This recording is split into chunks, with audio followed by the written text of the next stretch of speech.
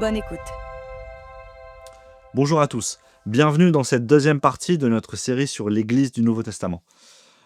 Dans la première partie, nous avons vu ce qu'est une Église. Nous avons d'abord clarifié ce qu'elle n'est pas, ni un bâtiment, ni une dénomination, ni une organisation, ni un club religieux, ni le clergé. Et ensuite, nous avons découvert ce qu'elle est réellement. Donc une famille, un troupeau guidé par un berger qui marche devant, vous vous rappelez, une communauté par le Saint-Esprit, un corps, une épouse et un édifice de pierre vivante. Nous avons aussi parlé du mot ecclésia, les appeler hors du monde pour se rassembler, sur le même modèle que les synagogues. Aujourd'hui, nous allons aborder un sujet crucial. Et je vous préviens, un sujet qui va peut-être bousculer certaines de nos idées reçues. Nous allons parler de la direction, du leadership, pour ceux qui aiment bien l'anglicisme, dans l'Église du Nouveau Testament. Première chose à comprendre, et c'est fondamental, dans le Nouveau Testament, la direction de l'Église et d'une Église locale n'est jamais assurée par un seul homme. Jamais. Et ce n'est pas juste mon opinion personnelle, c'est ce que les Écritures nous montrent de manière constante. Je vous prie de regarder avec moi, dans Acte 14, verset 23, il est écrit « Ils désignèrent des anciens dans chaque Église, et après avoir prié et jeûné, ils confièrent au Seigneur en qui ils avaient cru. » Des anciens, au pluriel, dans chaque Église. Dans Acte 20, verset 17, « Cependant, de Milet, il a envoyé chercher à Éphèse les anciens de l'Église. » Encore une fois, on voit les anciens au pluriel. Dans Tite 1, verset 5, « Je t'ai laissé en Crète afin que tu mettes en ordre ce qui reste à régler et que tu établisses des anciens dans chaque ville en suivant mes instructions. » Des anciens dans chaque ville. Ok ? Jacques 5, verset 14, « Quelqu'un parmi vous est-il malade ? Qu'il appelle les anciens de l'Église et que les anciens prient pour lui. » Les anciens, toujours au pluriel. On va continuer avec 1 Pierre 5, verset 1. « Voici donc les recommandations que j'adresse à ceux qui sont anciens parmi vous. Moi qui suis ancien comme eux. » Pierre lui-même, là, se place parmi les anciens. Il y a même dans Philippiens 1, verset 1, Paul écrit de la part de Paul et Timothée, serviteurs de Jésus-Christ, à tous les saints en Jésus-Christ qui sont à Philippe, aux responsables et aux diacres. Au pluriel, aux responsables. Donc vous voyez, chaque fois que l'Écriture parle de la direction d'une église locale, c'est toujours au pluriel. C'est toujours un groupe et c'est jamais un seul homme. C'est pourquoi, dans le Nouveau Testament, vous n'entendrez jamais parler de l'église de monsieur untel. Vous ne verrez jamais une église porter le nom d'un pasteur. Une église locale du Nouveau Testament n'était jamais dirigée par un seul homme. Et attention, ce que je vais dire va peut-être vous surprendre, il n'y a pas non plus de le pasteur dans une église du Nouveau Testament. Pas dans le sens, en tout cas, où on l'entend aujourd'hui, où un homme seul porte toute la responsabilité, prend toutes les décisions et dirige tout. Alors, comment était structurée la direction d'une église du Nouveau Testament ?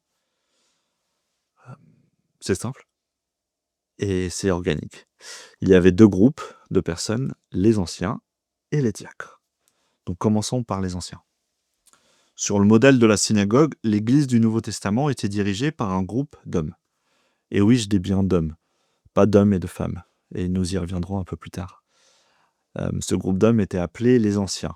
Le terme ancien ne signifiait pas qu'ils étaient âgés ou vieux, ça signifie qu'ils étaient spirituellement en avance sur les autres. C'était des hommes vers qui les autres pouvaient s'adresser à eux et les regarder comme modèles. Et c'était toujours un groupe d'anciens qui partageaient les responsabilités. Jamais un seul homme. Dans 1 Timothée 3, Paul nous donne les qualifications pour être ancien. Je ne vais pas toutes les lire, mais voici quelques-unes importantes.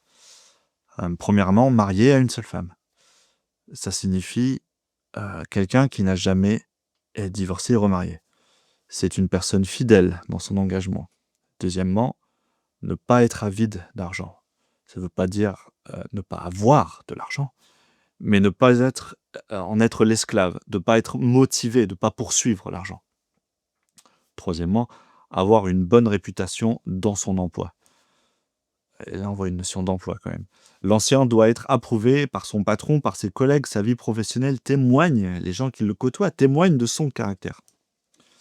Quatrièmement, un homme qui a bien géré sa famille, la preuve de sa capacité à diriger se voit dans son foyer, dans sa vie familiale. Si un homme ne peut pas gérer sa propre maison, la parole nous dit, comment pourrait-il prendre soin de l'Église de Dieu? Ces hommes étaient essentiellement des superviseurs. Chaque église devait avoir, dès que possible, un groupe d'hommes mûrs qui supervisaient ce que l'église faisait. Non comme un gouverneur à imposer ses décisions, non, non. C'était un modèle en sagesse. Il s'assure que les disciples suivent bien Jésus et les guident. Et l'un de ces rôles cruciaux de ces anciens, c'était la discipline. Et une question, vous savez pourquoi la discipline ne peut pas être exercée par un seul homme? Parce que si un seul homme essaye de discipliner une église, il va très vite se faire des ennemis et se rendre la vie assez difficile. Mais si un groupe d'hommes, en revanche, le fait ensemble, la discipline est beaucoup plus facile à appliquer. Il y a une sagesse collective, il y a une protection mutuelle, un rôle partagé. Vous voyez, c'est quelque chose d'organique, c'est partagé. Mais je vais dédier une autre vidéo sur la discipline. Juste avant de passer au diacre, je dois adresser un sujet qui, certes, est contemporain, mais malheureusement inévitable aujourd'hui. Celui de la femme comme ancien. La réalité est qu'il n'y a pas de référence dans le Nouveau Testament d'une femme servant comme ancien ou ancienne. Les textes sur les anciens sont explicitement masculins. Dans le texte de 1 Timothée 3 sur les qualifications des anciens, mari d'une seule femme.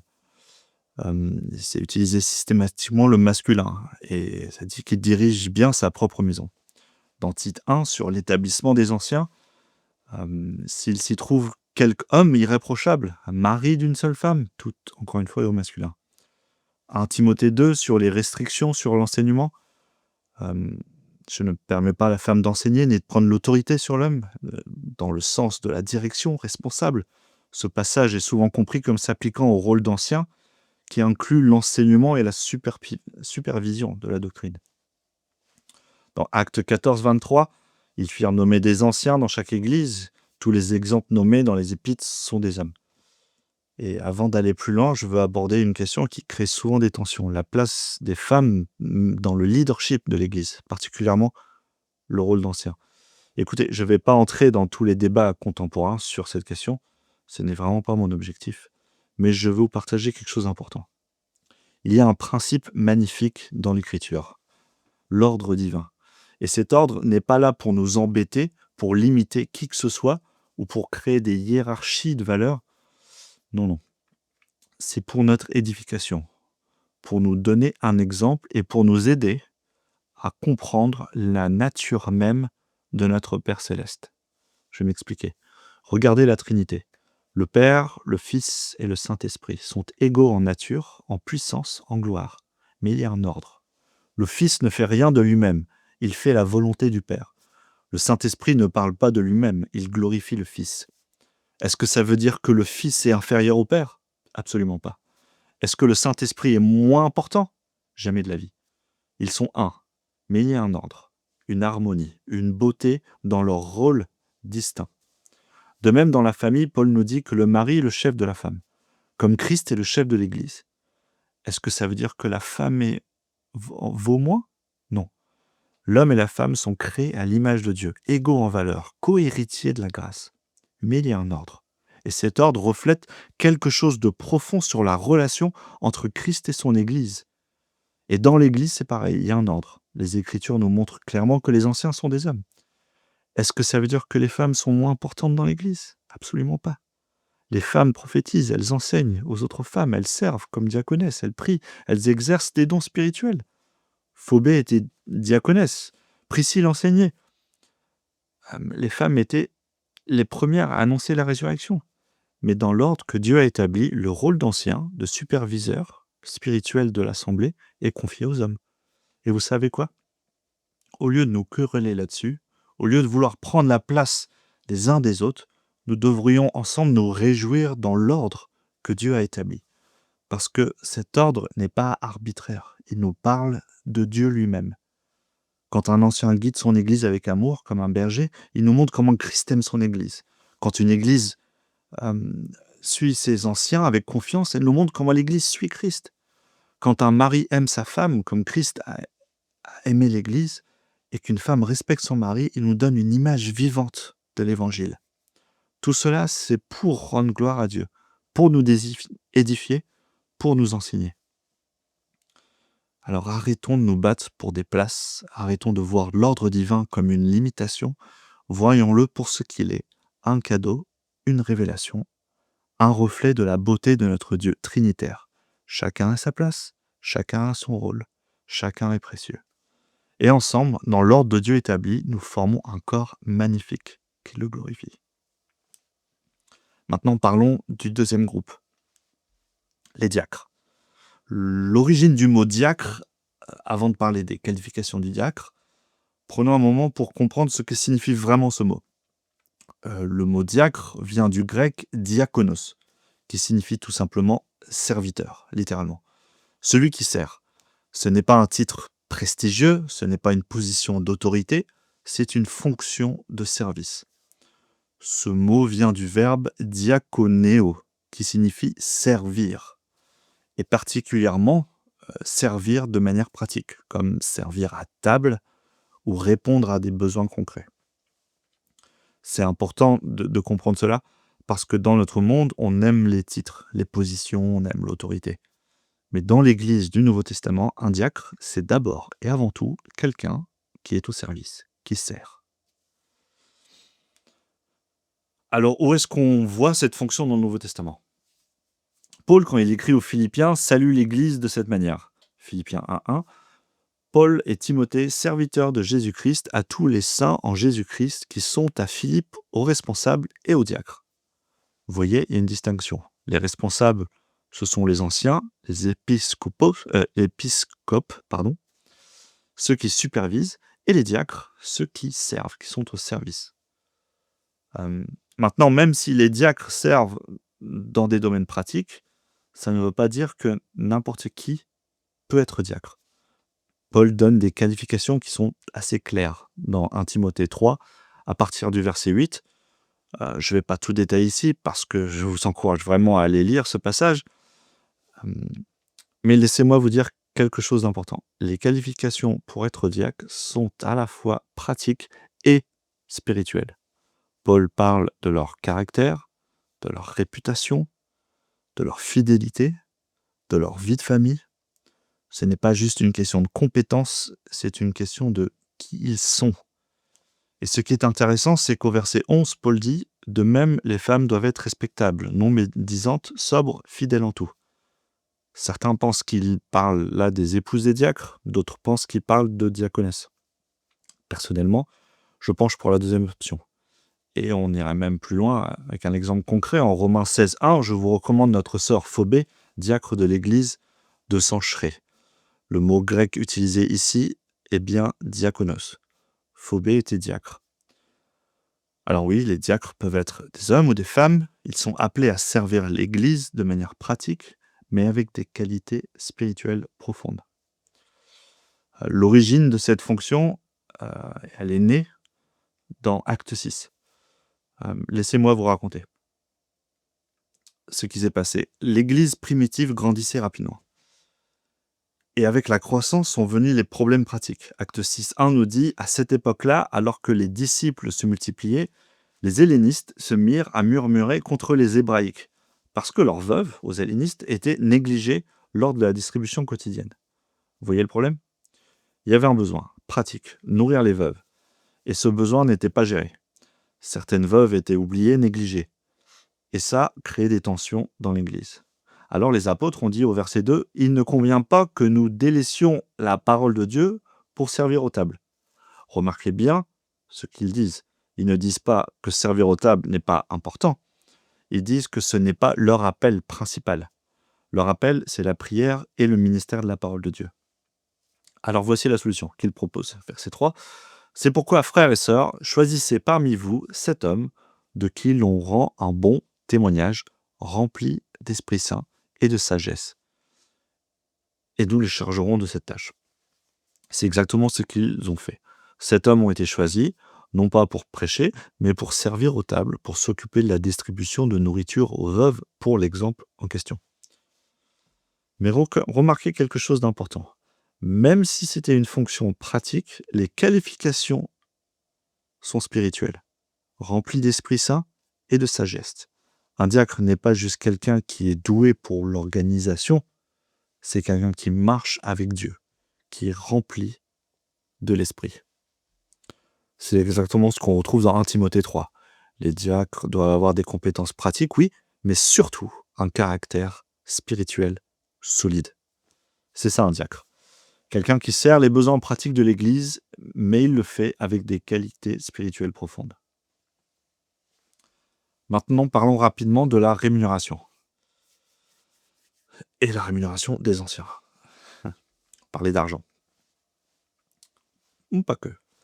Paul est très clair. Dans 1 Timothée 5, versets 17 et 18, que les anciens qui dirigent bien soient jugés dignes d'une double marque d'honneur. Surtout ceux qui travaillent à la prédication et à l'enseignement. Car l'Écriture dit « Tu ne mettras pas de muselière au bœuf quand il foule le grain. » Et l'ouvrier mérite son salaire. Ce passage nous montre 2 choses importantes. Premièrement, tous les anciens qui dirigent bien méritent de l'honneur. Et ce mot « honneur », attention, en grec, inclut l'idée de soutien matériel, d'une aide, d'une prise en charge. C'est un principe de justice. Celui qui sert l'Église spirituellement doit être soutenu matériellement par l'Église. Deuxièmement, Paul fait une distinction, surtout ceux qui travaillent à la prédication et à l'enseignement. Ces anciens-là ont une double tâche. Ils prêchent aux non-croyants, la prédication, et ils enseignent aux croyants. Et Paul dit qu'ils méritent une double marque d'honneur, autrement dit, une double rémunération. Parce qu'ils accomplissent un double travail. Non pas pour s'enrichir, non pas pour avoir plus de richesse, mais parce qu'ils consacrent tout leur temps. Ils ont une double tâche et ils y consacrent tout leur temps. Dans Galates 6, Paul répète que celui à qui l'on enseigne la parole fasse part de tous ses biens à celui qui l'enseigne. Alors, je vous vois venir. Faire part de veut dire faire profiter de tous ses biens, l'accueillir, le nourrir. Ma maison est ta maison, Mikasa et Sukasa. Ne soyons pas démunis d'intelligence à ce sujet-là. C'est rendre accessible tout ce qu'on a. Tout ça est très simple, c'est légitime, c'est biblique. Ceux qui se consacrent au service spirituel, et il est question ici, attention, d'évangélisation et d'enseignement seulement. Ceux qui font cela doivent pouvoir manger, subvenir à leurs besoins, vivre. Maintenant, est-ce une obligation? Non. Paul lui-même travaillait parfois de ses mains pour ne pas être un fardeau. Certains anciens peuvent choisir de servir tout en travaillant à côté. Mais le principe reste le même. L'Église a la responsabilité de soutenir ceux qui la servent, encore une fois, dans l'enseignement, dans l'évangélisation aux non-croyants,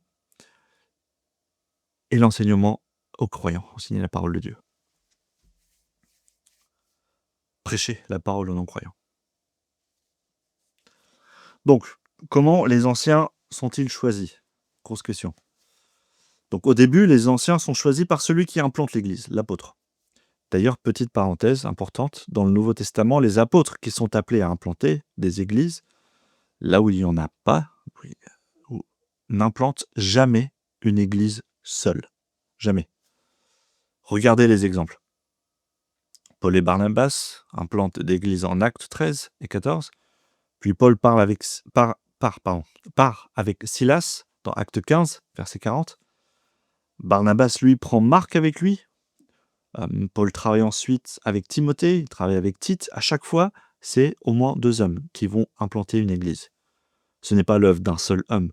Ce n'est pas non plus l'œuvre d'un homme et sa femme. C'est 2 hommes qui partent pour implanter une église. Revenons aux anciens. Paul dit à Tite, dans Tite 1, verset 5, « Je t'ai laissé en Crète, afin que tu établisses des anciens dans chaque ville. Il y avait déjà des groupes de convertis qui se réunissaient, mais ils avaient besoin d'anciens dès que possible. Mais ensuite, une fois que l'apôtre est parti, comment fait-on? C'est là que ça devient intéressant. Quand nous lisons attentivement les Écritures, nous voyons que toute l'Église était impliquée dans le choix des anciens suivants.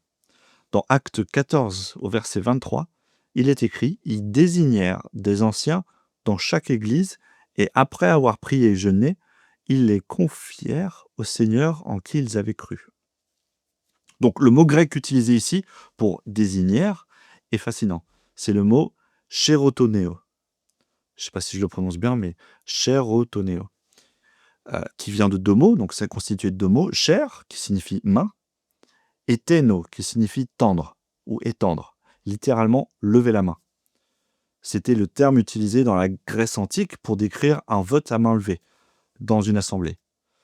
Ça signifie qu'ils ont donné leur consentement, qu'ils ont participé au choix. Mais attention, ce n'est pas une question de démocratie où 51% des voix, non, non, non. C'est une grande majorité, c'est une église unie dans l'esprit qui reconnaît ces hommes comme superviseurs, comme modèles. Donc les anciens peuvent proposer un nom à l'église, ils peuvent recommander quelqu'un, mais c'est l'église tout entière qui décide. Pourquoi? Si les anciens se nomment eux-mêmes ou nomment d'autres anciens sans consulter l'église, ces gens sont imposés. Et du coup, les gens acceptent ou non ces gens-là comme anciens. Et s'il n'y a pas eu de reconnaissance collective, il n'y a pas de véritable direction. On ne peut pas suivre quelqu'un qu'on ne reconnaît pas. C'est pour ça qu'il faut demander à l'Église. Reconnaissez-vous ces hommes comme un don de Dieu pour vous en tant qu'anciens?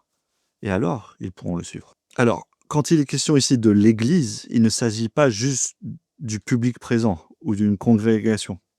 Non, il s'agit de l'assemblée des croyants des disciples. Votre Église a-t-elle des moments qui ne sont pas juste ouverts au public, mais qui rassemblent seulement la famille, le corps? Il est nécessaire d'avoir ces moments, des réunions de membres seulement, des moments où la famille se réunit pour discuter de ses propres affaires, et notamment le choix des anciens et la discipline. Peut-être que certains d'entre vous se disent « Mais attends, il parle des anciens, mais qu'en est-il des évêques ?» Bonne question. Dans le Nouveau Testament, un évêque, c'est simplement un ancien. C'est le même rôle. Il y a deux mots grecs pour désigner la même fonction. Épiskopos, qui signifie surveillant, d'où vient notre mot évêque, et presbytéros, qui signifie ancien. Ce sont deux mots pour la même chose. Les anciens sont aussi les surveillants, les évêques. Il n'y a pas de hiérarchie entre ces deux termes. Avant de clore cette partie, il y a un texte que je dois absolument aborder avec vous, parce qu'il a été utilisé, et malheureusement mal utilisé, par beaucoup d'anciens pour justifier une autorité excessive. C'est Hébreux 13 et au verset 17. Dans la plupart de nos traductions, ce verset dit « Obéissez à ceux qui vous dirigent et soumettez-vous à leur autorité. » Aïe. Ce verset a parfois été utilisé pour imposer la volonté des responsables sur les membres. Et ça, c'est une chose répréhensible. Pourquoi? Parce que c'est une mauvaise traduction. Le mot « obéissez » dirige, soumettez-vous et autorité, dans le sens où nous le comprenons aujourd'hui, ne sont pas vraiment dans le texte grec. C'est une traduction faite par des gens qui voulaient donner trop d'autorité aux anciens. Et ce texte est resté. Qu'est-ce que le texte dit vraiment? Et vous avez sûrement une Bible qui le traduit correctement.